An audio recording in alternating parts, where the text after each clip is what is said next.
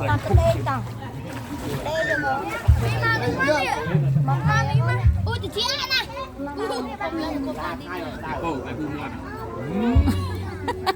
Này giờ dùng khai à, câu đá đi à. Câu gì đây tới đây giờ.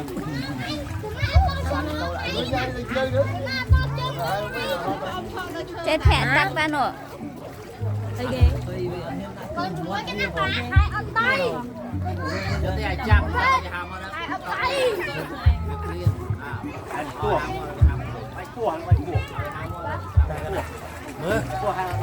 Nè ui hai này hai vậy hai lên